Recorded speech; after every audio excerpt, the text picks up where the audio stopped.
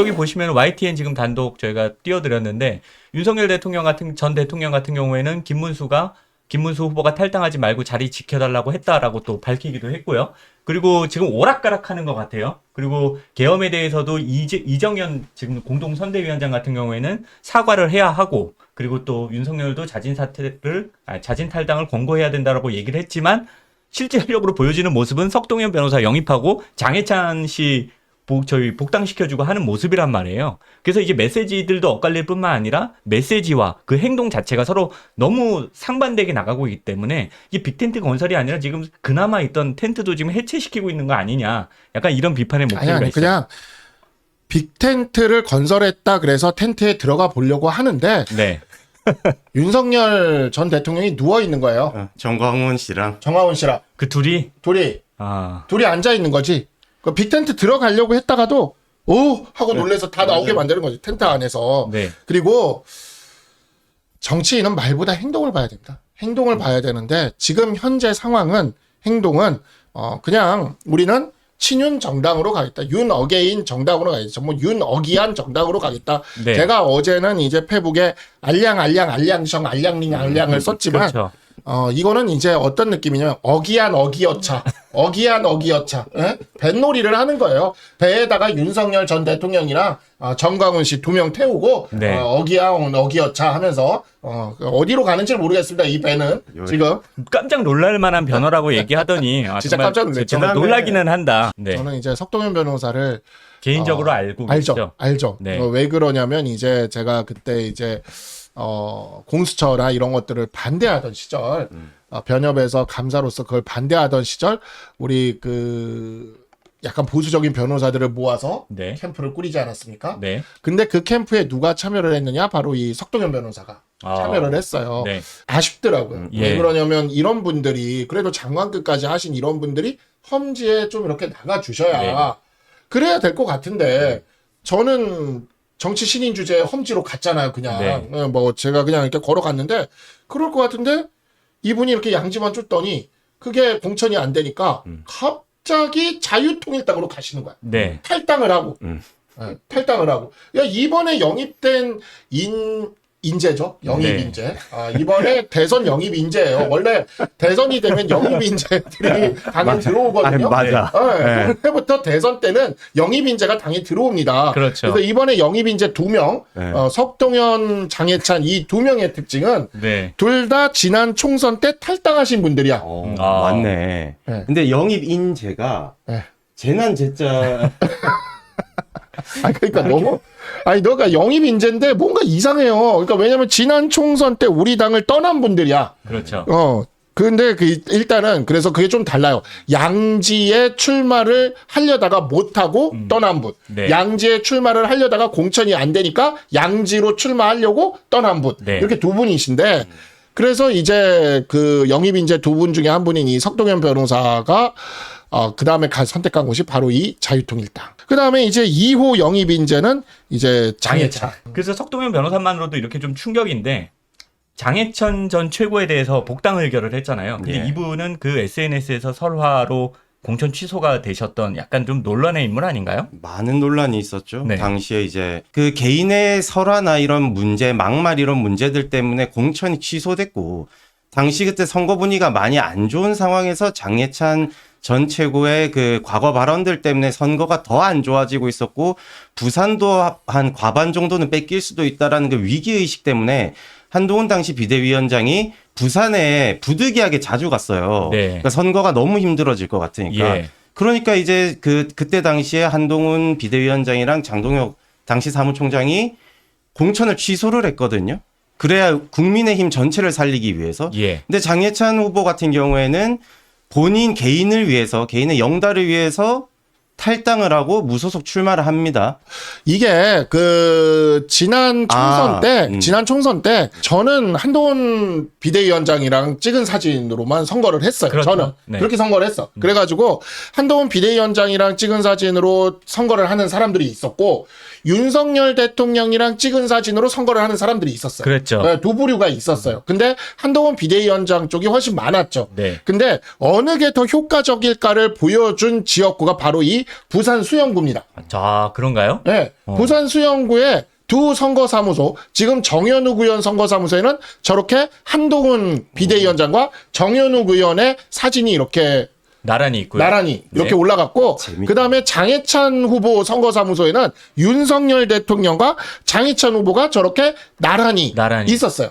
그래가지고 여기는 사실 윤석열 대 한동훈으로 치러진 선거구입니다. 아, 이게 하나의 지표석이 될 수 있는 그렇죠. 그런 여기서 선거네요. 윤석열 대 한동훈으로 선거를 치른 거예요. 여기서. 심지어 선거 문구도 윤석열 대통령이 선택한 수용의 미래라는 아주 그렇죠. 그냥 자기는 윤석열의 픽이다. 이거를 윤석열의 픽이다. 노골적으로 밝히고 있네요. 그 다음에 국민의힘 정현욱 믿는다는 한동훈 후보가 딱 옆에, 한동훈 비대위원장이 딱 옆에 이렇게 서 있는. 그러니까 윤석열 대 장해찬. 그래서 당시에 여기 선거구의 분석을 보면은요, 그 민주당이 이 둘이 이렇게 둘이 맞아요. 반반씩 나눠 가질 거기 때문에 네. 민주당이 당선될 거라고 기사들이 많이 나왔어요. 맞아요. 근데 결론은 장해찬 후보는 선거비 절반 보전도 못 받는 9%. 9%. 그리고 정현욱 의원은 굉장히 안정적으로 당선이 돼요. 과반을 받으셨어요. 과반으로. 네. 그러니까 저기에 있는 보수표가 한 60% 정도 됐는데 네. 50%가 정현욱 의원한테 가고 9%가 장해찬 후보한테 간 거예요. 네. 이미 저기서 증명이 된 거예요.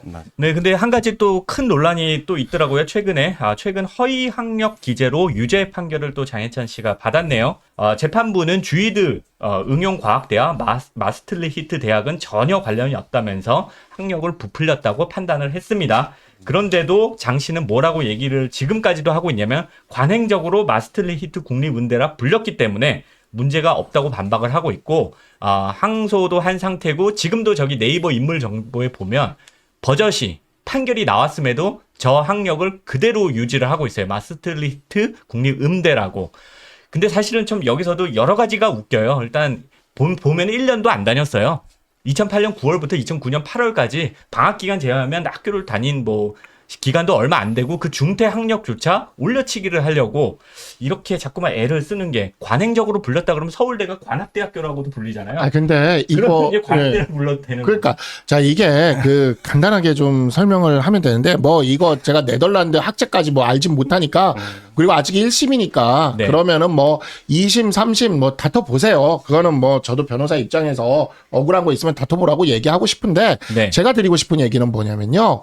이재명이 지금 내놓은 허위사실 유포, 공직선거법상 허위사실 유포를 없애는 법안이 있잖아요. 그렇죠. 우리가 지금 이번에 대선의 주요 전략이 이 허위사실 유포를 없애는 것을 비판해야 돼요. 네. 맞아요. 공격해야 된다. 공격해야 되는 거예요. 우리가 이게 대선 전략이어야 되거든요. 네. 장해찬 씨를 인재 영입으로 다시 받아들임으로써 명분이. 장해찬 씨가 이 허위사실 유포를 없애는 민주당의 이 허위사실 유포를 없애는 이 법안의 혜택을 보게 돼요. 그러네. 이 법안이 통과가 되면은 장해찬 씨는 면소 판결을 받게 됩니다. 면소 네. 판결을. 그러니까 민주당이 이렇게 얘기할 수 있는 거죠. 너네 장해찬, 인재 영입. 인재 영입된 장해찬, 1호 참모 장해찬, 그 사람도 면소 판결 받잖아. 이게 우리한테만 좋은 거야? 너네도 좋은 거지? 이런 소리를 이제 듣게 되는 거예요. 또 공격 포인트를 하나 놓치는 셈이네요. 그렇지. 왜 굳이 끌어들여서, 네. 우리가 그 공격 포인트를 놓치냐고. 자기의 법률적인 그런, 문제점들, 그런 것들은 밖에서 빨리 털고 들어와야지. 네. 예, 당을 위해서라면 그렇게 털고 들어와야지. 이제 민주당 패널들이 그렇게 얘기할 거라고요. 그냥, 아니, 허위사실 유포 그거 폐지하면 이재명 후보만 좋나? 장해찬도 좋지. 누이 좋고 매부 좋고. 그래, 누이 좋고 매부 좋고, 아니, 그러니까 왜 우리가 주요 공격 포인트가 될 부분에 있는 그것에 있어서 약점을 잡힐 사람을 굳이 지금 깜짝 놀래게 해준다면서 이렇게 놀래키면서 이렇게 들여올 이유가 뭐가 있습니까? 그래서 제가 지난 월요일 날 장해찬 씨를 개혁신당이 계속 약간 탐내는 것 같더라고요. 네. 제가 그 방송에 나갔는데 네. 오죽하면 장해찬 씨가 이준석 후보랑 방송하는데 와가지고 이준석이 오히려 낫다라고 얘기를 한다. 그렇게 얘기를 했다 그래요. 아니 그런 사람을 뭐하러 또 받아들여. 김문수 후보를 위한 얘기를 하지도 않는데. 근데 그 얘기를 했다고 하길래 내가 바로 그 방송에서 제가 바로 그랬어요. 그 개혁신당 분에게 데려가시라고. 어이구.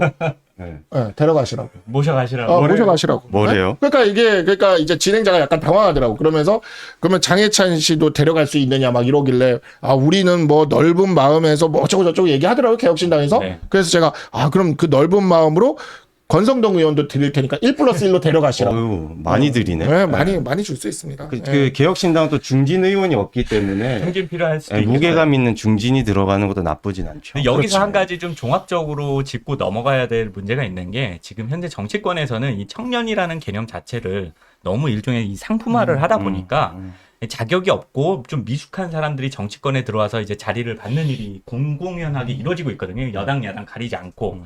그리고 그 사람들이 너무 과도한 대우를 받아요. 그리고 근데 이런 건 좀 실망스러운 것 같아요.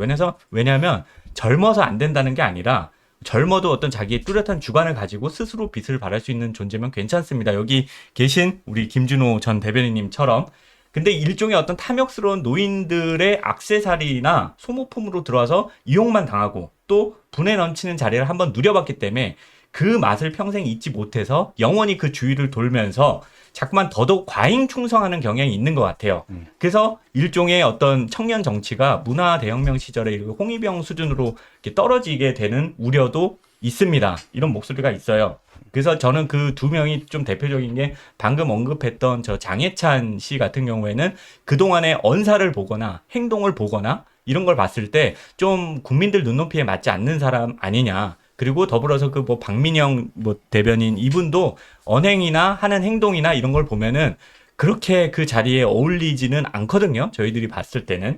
그래서 이렇게 여물지 않은 사람들을 데리고 빅텐트를 치고 또 전면에 내세운다는 전략은 제가 볼 때는 우리 김준호 전 대변인님 말씀하신 것처럼 대선에 관심은 없고 대선 이후에 당내에서 자신들의 지분을 확보하려는 그런 행동으로 읽힐 수 있다. 이분들은 대선은 관심이 없어요. 김문수 후보한테도 별로 관심이 없어요. 제가 봤을 때는 선대위 구성도 김문수 후보가 했냐 아닌 것 같아요. 사실 한덕수 후보를 만든 다음에 그냥 후보만 바뀐 지금 상황인 것 같거든요. 그렇죠. 이 사람들은 오로지 당권만 생각하고 있기 때문에 지금 김문수 후보를 위해서 일하는 사람들은 저는 아주 극소수라고 생각합니다. 어찌 보면 좀 외로울 수도 있겠네요. 그러니까 제가. 김문수 후보 자체가 우선은 깨어나셔야 돼요. 지금 이렇게 가시면은 지지율이 사실 하루하루 떨어질 수밖에 없거든요. 네. 사람들이 사실은 김문수 후보한테 지금이 바닥이니 짚고 올라가면 된다라고 하거든요. 근데 네. 제가 봤을 때는 지금 바닥 아닌 것 같아요. 지금 하는 인선이나 발언이나 행동들은 지하실로 계속 내려가고 있는 상황입니다. 그래서 김문수 후보 스스로가 빨리 당무 우선권이라는 아주 강력한 무기가 있지 않습니까? 그렇죠. 그거를 발동해서 좀 당을 쇄신시키고 변화시키려는 행동을 보여야 되는데 하루하루 지날수록 정말 깜짝 놀랄 인성과 뉴스들이 쏟아져 나오고 있기 때문에 기대가 전혀 되지 않습니다.